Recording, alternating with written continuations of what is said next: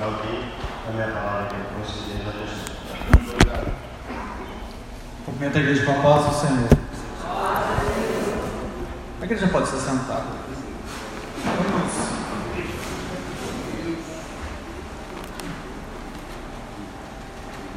Quando o pastor convocou no domingo, ontem eu estava orando, e aí veio uma palavra no meu coração. Aí hoje eu tive que fazer uma viagem, e aí quando eu cheguei de volta à tarde, eu fui pegar esse texto, fui ler, fui escrever um pouco, e Deus falou comigo aqui em Atos capítulo 6, um texto muito conhecido da igreja. Atos capítulo 6, do verso 1 até o versículo 7, fala da instituição dos diáconos.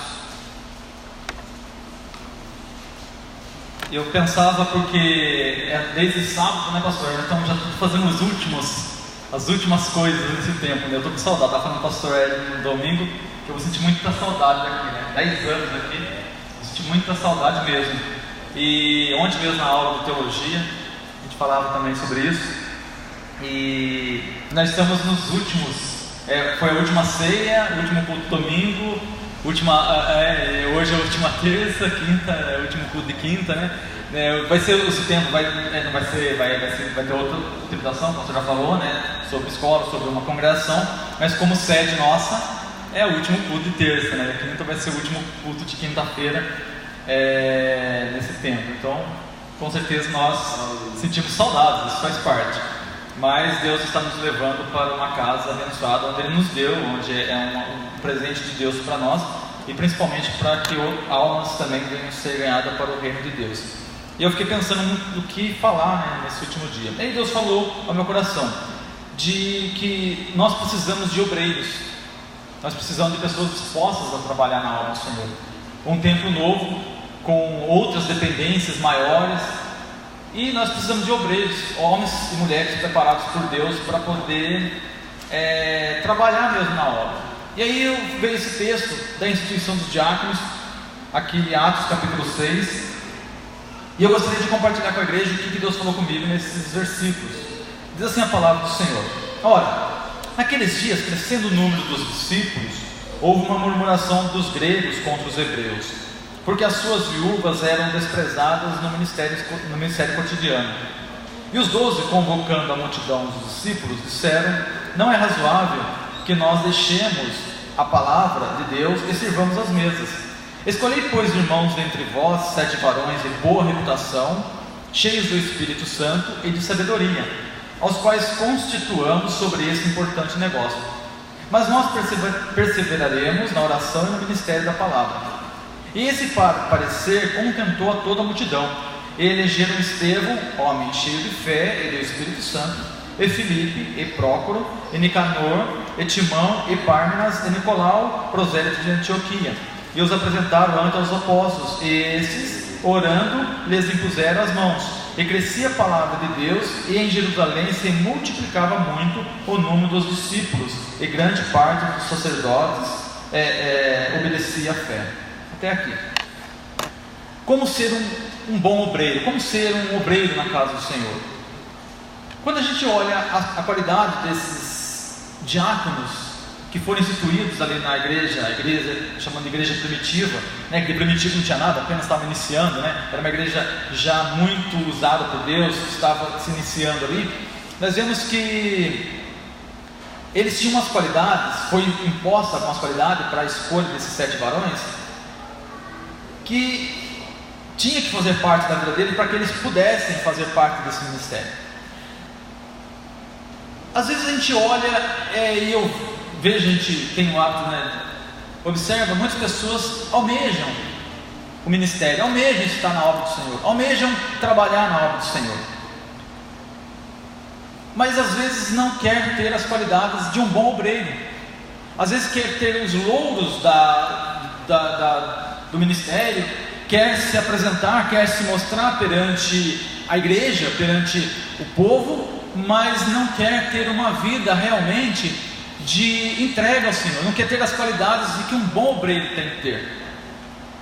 E aqui nesses pontos que foi instituído para esses obreiros, me chama a atenção que eles tinham que ter boa reputação, eles deveriam ser cheios do Espírito Santo e cheios de sabedoria, eles tinham que ter sabedoria.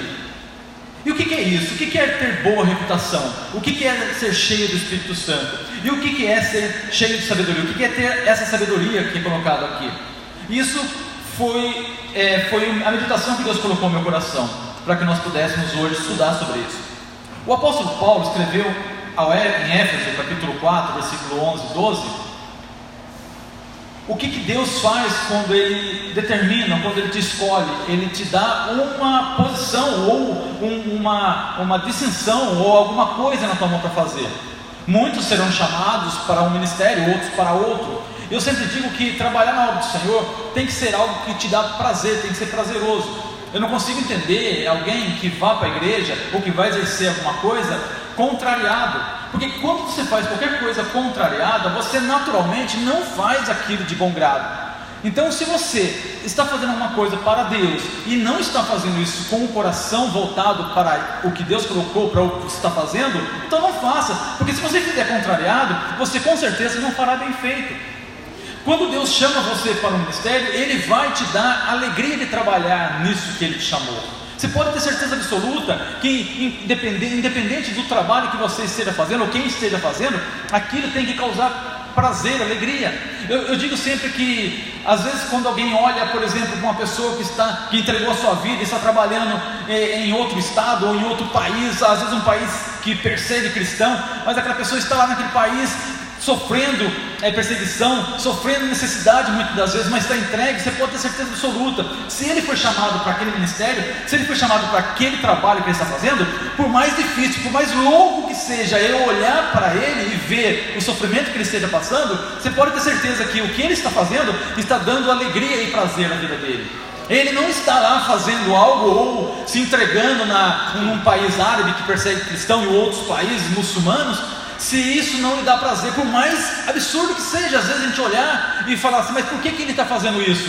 Por que ele colocou a sua família ou todas as pessoas que estão à sua volta naquele trabalho? Pode ter certeza, se Deus chamou, Deus vai capacitar, e Deus vai dar condição, e vai dar alegria ao coração dele, para que ele possa fazer um grande trabalho. Então, se Deus te chamou para um trabalho, e Ele te chamou, porque não tem ninguém aqui encostado, ninguém aqui está apenas ocupando espaço no banco. Não, nós temos um chamado, e esse chamado tem que ser cumprido por Deus, porque naquele dia Ele vai cobrar o trabalho que Ele colocou na minha mão, se eu não fizer com excelência.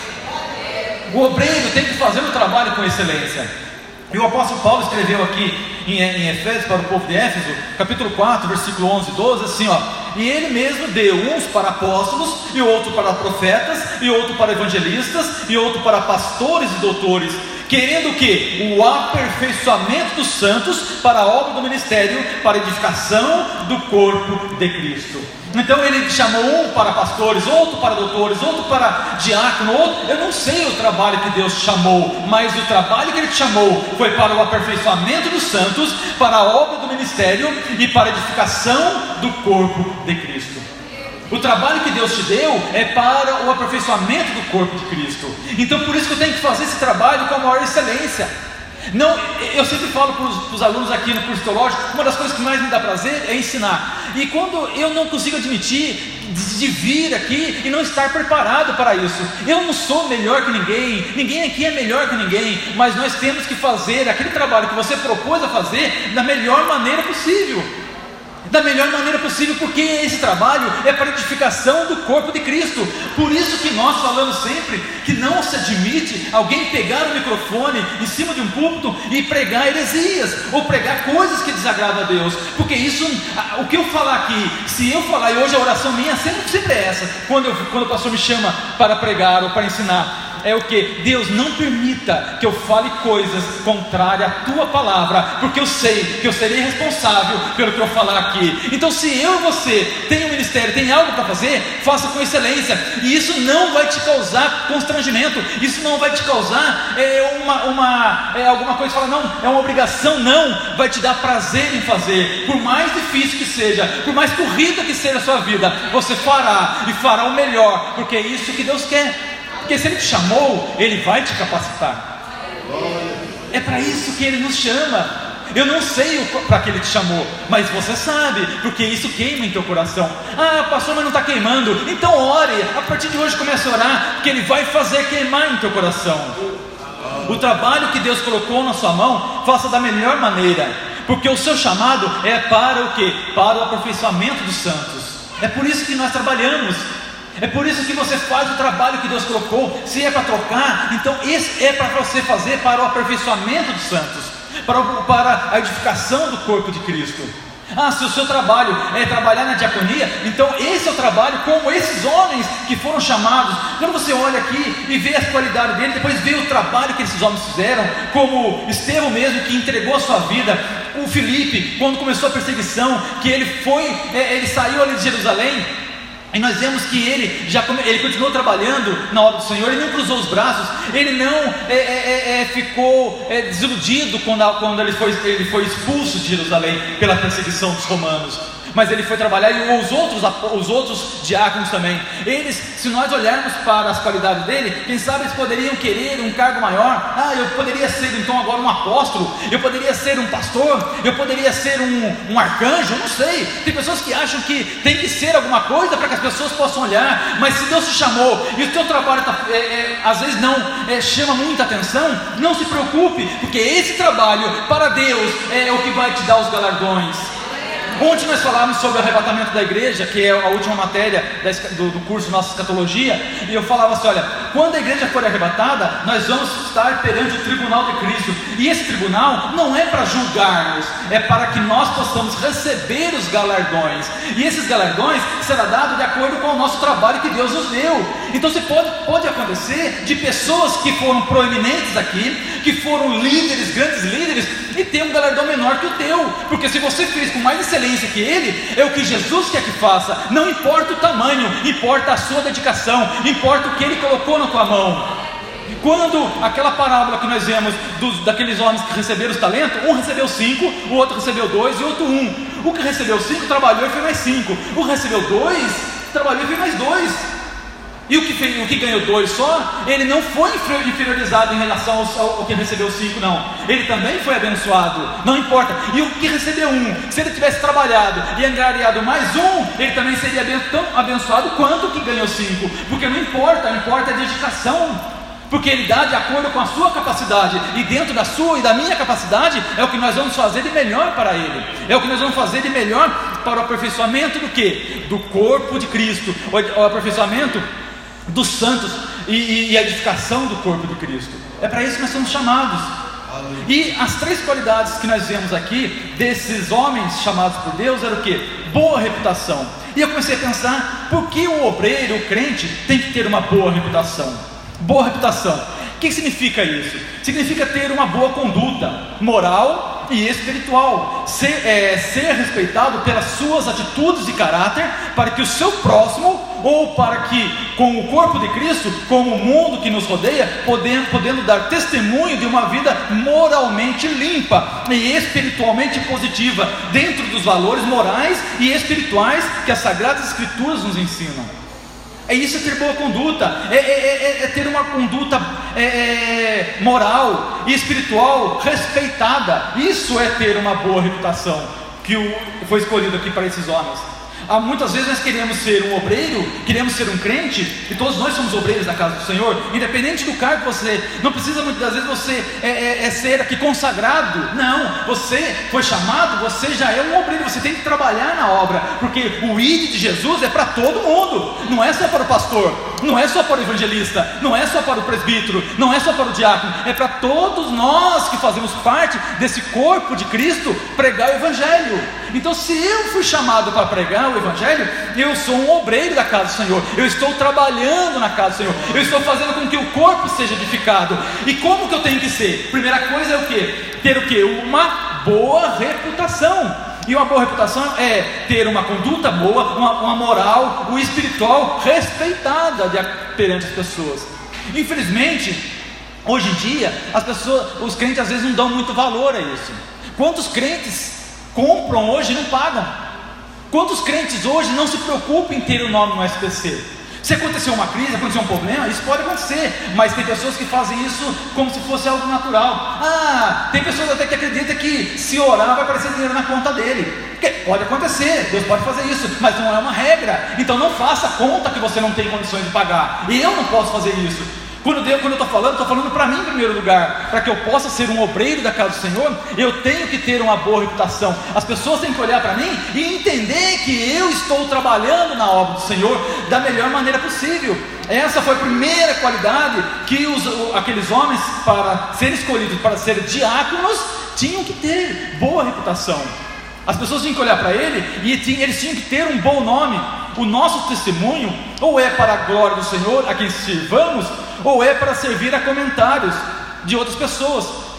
Para que serve meu nome? Será que é para as pessoas verem que realmente eu sou um servo de Deus? Ou será que as pessoas apontam para mim na rua e falam: lá vai o Miqueias caloteiro? Será que é isso que acontece? Será que eu não me preocupo tanto com isso? Eu não me entrego a ponto de viver uma vida de acordo com a vontade de Deus? Era o que Deus falava para mim hoje quando eu meditava nessa palavra. Ter boa reputação também é caminhar nas pisadas do seu Senhor. Isso é ter uma boa reputação. O que nos é exigido nas Santas Escrituras é que, para fazermos parte da família de Deus, precisamos realmente dar testemunho de que somos nascidos dele, e com uma vida exemplar, evitando escândalos, chamados para ter uma vida moral e irrepreensível. Em 1 Pedro capítulo 4, versículo 13 a 16, diz assim a palavra do Senhor: mas alegrai-vos no fato de serdes participante das aflições de Cristo, para que também na revelação da sua glória vos regozijeis e alegreis. Se pelo nome de Cristo sois vituperados, bem-aventurados sois, porque sobre vós repousa o Espírito da glória de Deus.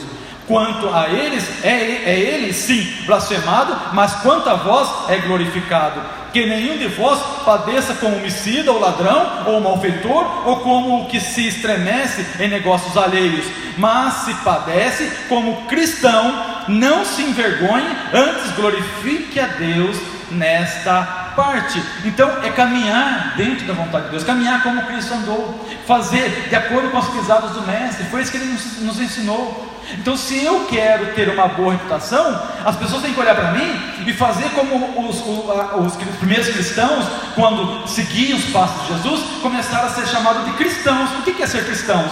É ser pequenos cristos. Por que isso? Significava que eles eram imitadores de Cristo, e Cristo teve uma boa reputação. Então, se eu quero ser um obreiro na casa do Senhor, eu tenho que seguir as pisadas do Mestre. O terceiro ponto para ter uma boa reputação é atentar com prudência. A nossa reputação como cristãos de Cristo deve ser também como que moldada na prudência, que é a virtude que faz prever e evitar as falhas e os perigos, as faltas. Quando eu ando com prudência, eu ando com vigilância. Eu vou pensar, por exemplo, se eu não tenho condições de ter um cartão de crédito, porque eu me desespero. Já aconteceu comigo no passado. Eu cheguei a ficar 5 anos sem cartão de crédito, porque eu não conseguia usar cartão de crédito. Então, quando eu era mais novo, 20 e poucos anos, eu achava que cartão de crédito era chegar no coisa e pagar, e passava lá, como minha filha acha: rapaz, eu tenho cartão, passa, mas ela não sabe que vai dar uma fatura depois. Então, eu achava que era só passar. Aí quando chegava a conta, não dava conta de pagar. A conta não dava conta de pagar. E aí eu olhava aquilo e falei: vou ter que ficar sem esse negócio. E eu fiquei sem cartão de crédito, até eu aprender a usar. Isso é agir o quê? Com prudência. Então, se eu tenho isso, se eu sei que eu não tenho controle, então eu tenho que ser prudente a ponto de falar: não, até onde eu posso ir? Porque eu represento Cristo na terra. Porque as pessoas estão olhando para mim, para você, e eles estão olhando Cristo em você. Se eu não ajo assim, quem que eu estou denegrindo o nome? De Cristo. Quem que eu estou fazendo com que o nome seja apontado? Não é o meu, porque se eu sou um cristão, um pequeno Cristo, então eu estou fazendo com que o nome de Cristo seja o que? Falado nas bocas das pessoas através da minha conduta, e Cristo não vai permitir que isso aconteça. Então, se eu quero ser um obreiro da casa do Senhor, eu tenho que atentar, eu tenho que andar com prudência. Mateus 10,16 diz assim: eis que vos envio como ovelhas ao meio dos lobos. Jesus falando, Ele nos enviou como ovelhas ao meio dos lobos.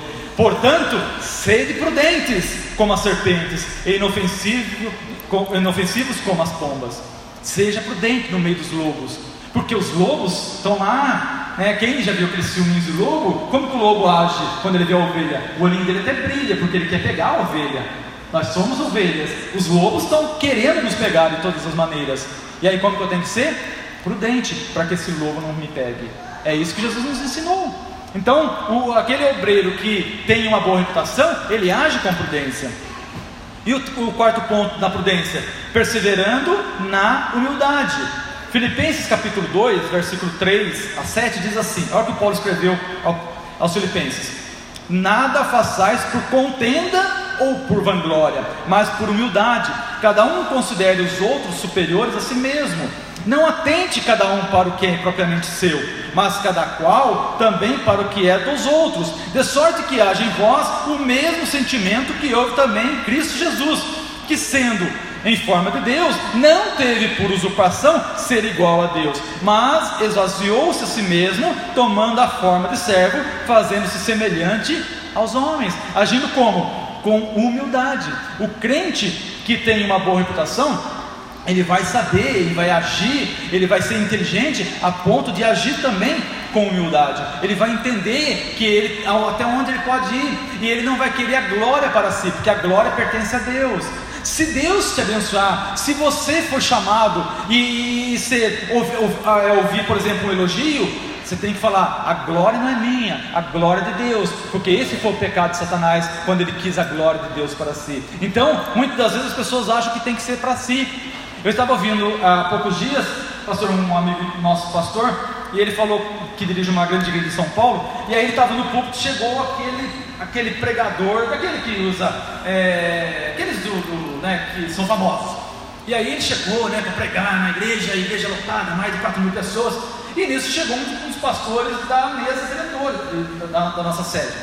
Não vou falar os nomes porque não importa. E aí chegou um pastor já bem de idade, e chegou também para visitar esse amigo nosso. E aí, sentou no púlpito, o que o pastor presidente fez daquela igreja? Deu para pregar o pastor da mesa. Era tem que ser. E aí aquele pregador, que é o famosão, saiu de lá falando mal da igreja, falando mal do pastor. Por quê? Quando se viu, ele ainda falou assim, segundo esse pastor falou no púlpito até: olha, eu não estou em pecado, por que eu tenho que ficar ouvindo esse velho? E ele anda pregando. Por quê? Porque ele quer a glória para si.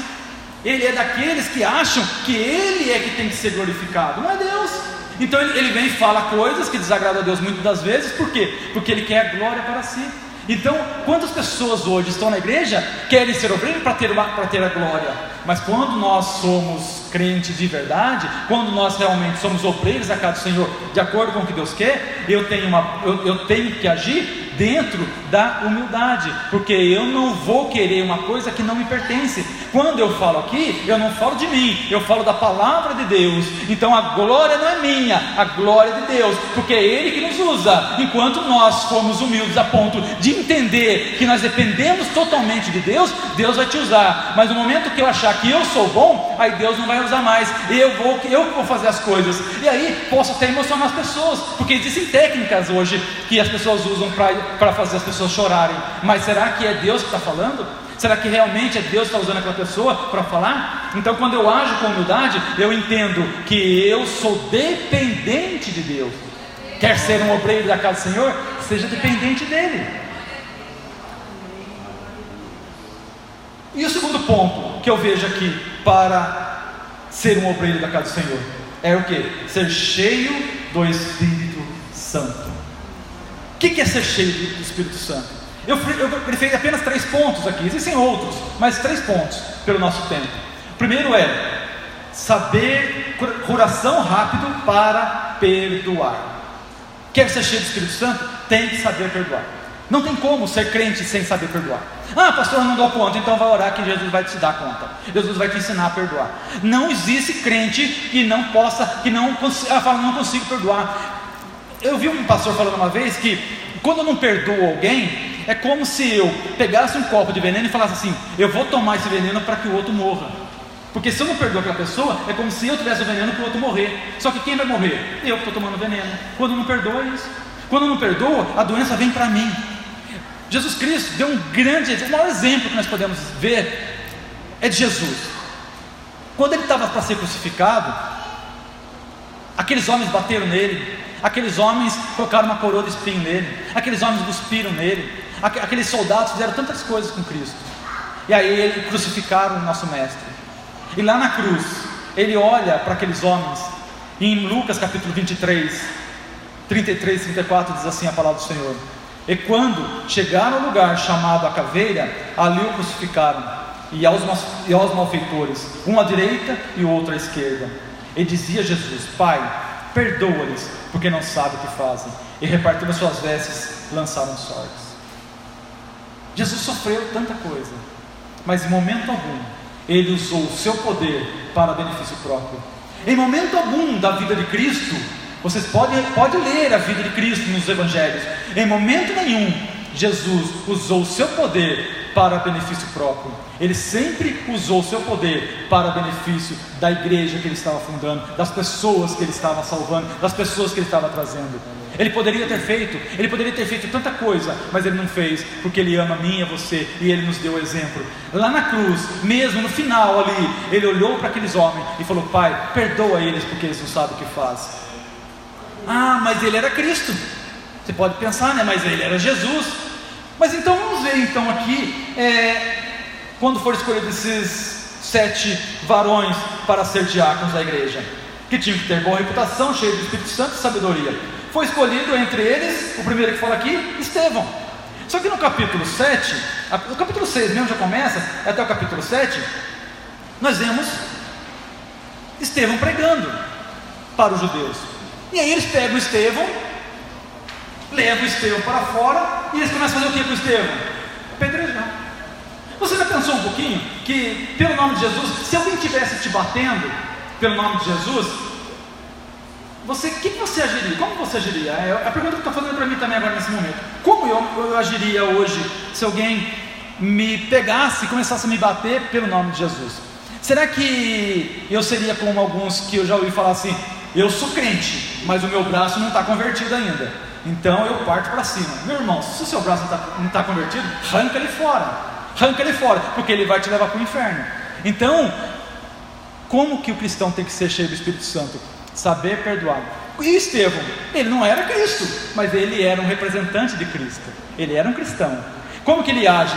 Capítulo 7, versículos 59 e 60, aqui de Atos dos Apóstolos. E apedrejaram a Estevão, que em invocação dizia: Senhor Jesus, recebe o meu espírito. E pondo-se de joelhos, clamou em grande voz: Senhor, não lhe imputes esse pecado. E tendo dito isso, adormeceu. Ele não era Cristo, mas ele agiu como Cristo. Ele levou pedradas. Uma pedrada que você leva, quando eu era criança, eu levei uma pedrada do meu irmão, doeu demais, uma pedrada. Imagine levar milhares de pedradas a ponto de morrer. Ele levou pedradas até a morte, e mesmo assim, ele não pediu vingança. Ele apenas falou: Pai, não lhe imputes esse pecado que eles estão fazendo contra mim. E ele foi tão sábio, porque naquele dia tinha um homem chamado Saulo, que estava ali, que ordenou o apedrejamento. E como não foi imputado sobre ele aquele pecado, aquele homem foi encontrado por Jesus mais à frente. E hoje nós temos a carta a Coríntios, a Éfeso, tantas cartas nós temos aqui, aos Romanos, escrito por quem? Por quem apedrejou Estevão. Então Estevão era cheio do Espírito Santo, porque ele sabia perdoar. Quem sabe a pessoa que está jogando pedra em você hoje, ela vai ser um obreiro na casa do Senhor amanhã. Quem sabe a pessoa que está te perseguindo no seu trabalho hoje, ou na escola, ou seu vizinho, ele vai ser um obreiro da casa do Senhor e vai ganhar muito mais alma que você ganhou, porque Deus tem poder para mudar, para restaurar, para resgatar as pessoas que estão caídas lá embaixo. Esse é o poder de Deus, e Ele usa-nos para que esse poder seja manifesto na humanidade. Ele nos usa, Ele não manda anjo do céu para vir pregar o Evangelho, não. Ele manda nós pregarmos, nós somos representantes dEle, e por isso, como obreiro da casa do Senhor, eu tenho que saber perdoar, porque quem sabe a pessoa que está me maltratando hoje, eu perdoando, amanhã ela venha a ser um cristão, e ela possa fazer mais e mais, trazer mais e mais pessoas para o reino de Deus, como o apóstolo Paulo fez depois, porque ele foi perdoado por Estevão.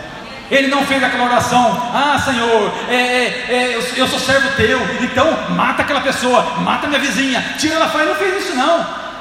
Tem vizinhos que nos perseguem, tem pessoas que nos perseguem, aquela pessoa do trabalho, vamos orar por ele, vamos perdoar, porque o perdão fará a diferença na nossa vida.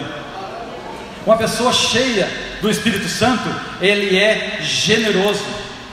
2 Coríntios capítulo 9, verso 7 diz assim: cada um contribua segundo o propósito do seu coração, não com tristeza ou por necessidade, porque Deus ama ao que dá com alegria. O que é generosidade? Virtude daquele que se dispõe a sacrificar os seus próprios interesses em benefícios de outrem. Você abre mão de muitas coisas que é tua, que é um direito teu, mas quando você tem generosidade, você trabalha em prol das pessoas que estão à sua volta, para que as pessoas possam ser abençoadas. A generosidade deve preencher o coração alcançado pela graça. Se há alguém que precisa ser generoso, é o salvo, pois foi generosamente alcançado pela graça salvadora de Jesus Cristo. Você não tinha direito, meu irmão, nem eu, ninguém mais tinha direito de estar aqui, mas Jesus, pela sua graça, pela sua generosidade, pela sua graça salvadora, nos alcançou e nos trouxe até aqui, para que nós pudéssemos hoje sentir a presença dEle, andar com Ele, sentir Ele todos os dias, andar com Ele constantemente, desde o momento que você acorda até o momento que você vai dormir, Ele está com você, e quando você dorme, Ele vela pelo teu sono, porque Ele está com você 24 horas, Ele não dorme, Ele não dormita, Ele não deixa um minuto você. Se você andar de acordo com a palavra dEle, Ele estará sempre com você. Não é só no templo que você vai sentir a presença dEle. Eu falei isso aqui domingo, falei também ontem na escola, no curso teológico. Tem pessoas que acham que a presença de Deus só está aqui na parede, nas quatro paredes. Não, quando você entra na igreja, você sente alegria por estar reunido com os seus irmãos, você sente alegria porque você vai ouvir Deus falar através de alguém. Então você sabe que aquele momento é um momento de dedicação e louvor a Deus. Você vai louvar, vai engrandecer o seu nome, vai lhe prestar um culto. É por isso que nós nos reunimos, para aprender e para ouvir a voz de Deus. Mas a presença de Deus, ela anda comigo aonde eu estou. Quando eu acordo de manhã, Ele está comigo. Onde eu ando, Ele está comigo. Ele me protege na estrada, Ele me guia na estrada, Ele me protege de chegar aqui. E quando essa igreja está fechada, às 4 apagamos as luzes, o Espírito Santo não fica sozinho aqui habitando, não. Ele vai embora com a gente, porque Ele habita em templo feito por Ele, e não pelo templo feito pela mão do homem.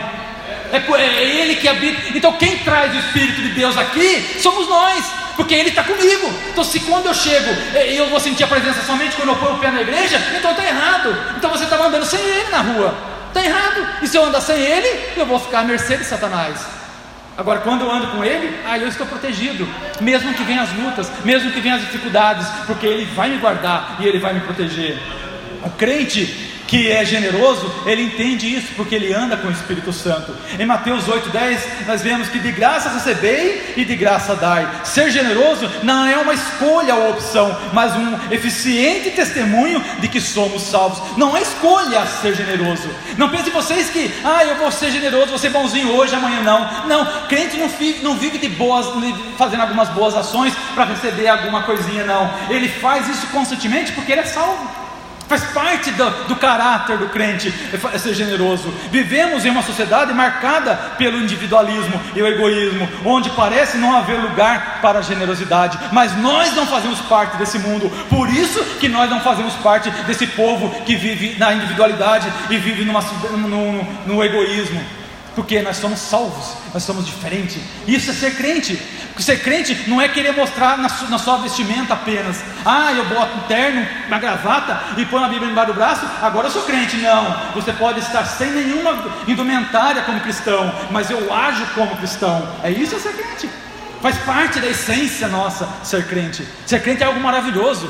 Ser crente as pessoas denigram às vezes o nome de crente, mas nós não. Nós glorificamos a Deus por sermos crente, porque nós somos alcançados por Cristo, somos salvos nele, porque a sua generosidade nos alcançou através da graça de Cristo. E o terceiro ponto, para ser cheio do Espírito Santo, é a alegria de viver. Existem momentos em nossa vida onde parece que nada dá certo, onde tudo parece dar errado do que desejamos, onde a esperança desaparece e a angústia surge. É nesses momentos que parece, entre aspas, que é o fim, que devemos clamar a Deus. Parece que é o fim, mas não é o fim. Por mais difícil que seja a sua luta, você vai ter alegria em viver com Cristo. O rei Davi, em muitos dos seus salmos, clama ao Senhor por livramento. Porém, num desses salmos, Davi declara que a alegria que o Senhor lhe dava era maior do que qualquer outra alegria. Mesmo pela dificuldade que ele estava passando, mesmo por coisa que ele estava vivendo, ele clamava a Deus, mas ele dizia que a alegria do Senhor era maior do que qualquer alegria que o mundo possa dar.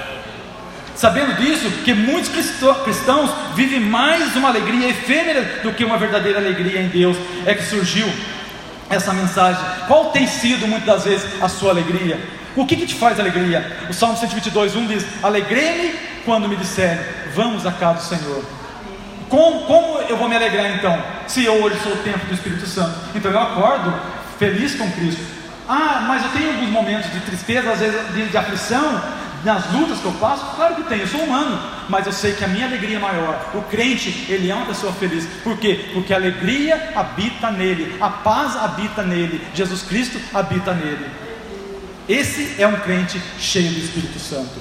E o terceiro ponto, que era a qualidade aqui para ser diácono, era ser o quê? Cheio de sabedoria. E o que é sabedoria? Tiago capítulo 3, versículo 13 em diante, diz assim a palavra do Senhor: quem dentre vós é sábio e entendido? Mostre pelo seu bom trato e em suas obras em mansidão de sabedoria. Mas se tendes amarga inveja e sentimento faccioso em vosso coração, não vos glorieis, nem mintais contra a verdade. Essa não é a sabedoria que vem do alto, mas é terrena, animal e diabólica. Porque onde há inveja e espírito faccioso, aí há perturbação e toda obra perversa. Mas a sabedoria que vem do alto primeiramente pura, depois pacífica, moderada, tratável, cheia de misericórdia e de bons frutos, sem parcialidade e sem hipocrisia. Isso é sabedoria. O que é sabedoria então? É aquele que tem bom trato, é aquele que sabe proceder. Isso se refere ao crente que tem bom procedimento, boas maneiras e modos de se relacionar com as outras pessoas. Eu não consigo entender crente que é ranzinza no trabalho ou na sua vizinhança, que ninguém gosta de conversar com ele. Sabe aquela pessoa que ninguém gosta dele? Eu não gosto de conversar com ele porque ele é muito chato, ele é muito cara fechada. Eu não consigo entender crente assim. Porque crente que é assim, como que ele vai pregar o Evangelho? Você não tem que pregar o Evangelho? As pessoas não têm que ouvir de você o Evangelho e aceitar Jesus. Como que eu vou pregar se eu sou uma pessoa que ninguém gosta de conversar comigo? Não faz sentido. Eu não consigo entender isso. Então, o crente que ele é sábio, ele tem que saber que ele tem que ser pessoa amável. Aonde ele chega, as pessoas têm que gostar de ouvi-lo. Ele não precisa fazer parte da roda dos escarnecedores, não. Ele não precisa compactuar com o pecado, mas ele tem que entrar no meio das trevas para poder brilhar. Porque se ele é luz, ele tem que entrar na treva, porque a luz só faz sentido onde tem trevas. Se ele é sal, ele tem que ir aonde tem o quê? Aonde tem problema de podridão, porque o sal vai proteger para que aquilo ali não apodreça. Então, se é onde você está apodrecendo, tem alguma coisa errada. Você ou eu não está fazendo o papel de cristão. Então, o crente é aquele que faz a diferença aonde ele está. E ele tem que fazer a diferença não aqui na igreja, mas lá fora no mundo. Porque é lá fora que eu vou chamar as pessoas para vir para cá. É lá fora que eu vou ganhar as pessoas das garras de Satanás. É lá fora que eu realmente vou mostrar que sou cristão. É lá fora que eu realmente vou mostrar que eu sou crente. E as pessoas vão gostar. Então, o crente que ele é sábio, ele tem bom trato, ele é uma pessoa amável, ele tem a qualidade de não ser grosseira, mal educada, agressiva. Ele é uma pessoa que todo mundo gosta de ouvir. Esse é crente. Pastor, mas eu não consigo, eu sou meio... Jesus Cristo muda. Quando a gente aceita Jesus, nós nos transformamos numa outra pessoa, não é? Nós não vamos caminhando para a santidade, não é uma santificação, não é um processo diário. Então, se eu não estou conseguindo mudar hoje, eu vou orar mais para que eu possa mudar. E Jesus muda. Jesus muda, é o único que pode mudar. Ele muda o nosso caráter, ele muda o nosso meio, o nosso modo de viver, o nosso modo de agir. O crente que é sábio, ele tem aquele que tem obras de mansidão e de sabedoria. O crente que é sábio é aquele que vê o mal e ele se esconde. Ele não vai participar do mal, ele não vai participar das coisas do mundo. Ele é sábio, ele sabe como agir, ele sabe como andar. O crente que é sábio, ele ganha pessoas. Ele não ganha só almas, como diz o pastor, né? Ganha alma, ninguém enxerga nada. Pastor, eu ganhei 5 almas hoje. Cadê? Não estão aqui. É porque a alma ninguém vê mesmo. Agora quando você ganha pessoas, aí sim vai fazer a diferença. Porque nós precisamos encher aqui, não de almas, de pessoas. Pessoas mesmo que eu possa ver, porque alma eu não vou ver nada. Então eu quero ver pessoas, não só aqui, mas no novo templo, em outros lugares também, aonde Jesus nos chamar. O crente que é sábio ganha pessoas para o reino de Deus. Mas e o que não é sábio? Aqui em Tiago falou isso. Quando nós lemos aqui em Tiago, ele fala: quem dentre vós é sábio e entendido? Ele faz uma pergunta: mostre pelo seu bom trato as suas obras em mansidão de sabedoria. Mas e aquele que não é sábio? Versículo 14: mas se tendes amarga inveja, sentimento faccioso em vosso coração, não vos glorieis, nem mintais contra a verdade. Essa não é a sabedoria que vem do alto. Então, o que não é sabedoria que vem do alto? É que tem inveja e sentimento faccioso. Esse não é a sabedoria que vem do alto. Quem tem inveja, crente não tem inveja, graças a Deus aqui ninguém tem inveja. Então, por quê? Porque quem tem inveja, quem não tem essa sabedoria que vem do alto, tem o que? A terrena. E o que é a terrena? A sabedoria terrena? Ela é animal e diabólica. Porque onde há inveja e espírito faccioso, aí há perturbação e toda obra perversa. Mas, no versículo 17, olha que maravilha: mas a sabedoria que vem do alto, essa que Jesus Cristo nos dá, através da sua palavra, é primeiramente pura, depois pacífica, moderada, tratável, cheia de misericórdia e de bons frutos, sem parcialidade e sem hipocrisia. Esse é o crente, é o que tem sabedoria do alto. Qual a sabedoria que você quer? Qual a sabedoria que eu quero? A terrena ou a sabedoria que vem do alto? Jesus está aqui hoje e Ele quer te dar a sabedoria que vem do alto, através da sua palavra, porque tudo que nós ouvimos e pregamos está aqui na palavra dele. Então eu aprendo com a palavra dele. Eu ouvi um pastor falando esses dias que ele não consegue entender crente que não ama a palavra de Cristo. Eu amo sim, pastor, eu tenho 332 Bíblias na minha estante. Isso não significa que você ama a Bíblia. Significa que você ama a Bíblia se você tem uma Bíblia só, mas você lê ela. Aí sim, mostra que você ama a Bíblia.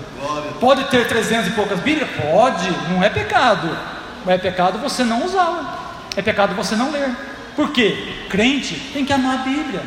Se eu fui chamado, se eu sou um obreiro da casa de Deus, então eu amo a Bíblia. Você quer ser um obreiro da casa do Senhor? Era a palavra que Deus colocava no meu coração entre ontem e hoje. Nós precisamos de obreiros, pessoas dispostas a trabalhar na obra do Senhor. Nós precisamos, a igreja precisa. Quando eu falo nós, eu estou falando na igreja. Nós estamos indo daqui a alguns dias para o novo templo. E Deus falava no meu coração: o que eu posso falar no último culto de ensino da nossa antiga sede, né? Já estamos falando da antiga sede. Que Deus está chamando nós para ser obreiros dele, na outra igreja também. Então Ele está nos ensinando. Quer ser um obreiro da casa do Senhor? Ele está falando para mim e para você hoje. Quer ser um crente verdadeiro? Tenha boa reputação, seja cheio do Espírito Santo e cheio de sabedoria. Porque se você fizer isso, meu irmão e minha irmã, você pode ter certeza absoluta que você fará a diferença aonde Deus te colocou e te chamou. Eu agradeço a oportunidade em nome de Jesus.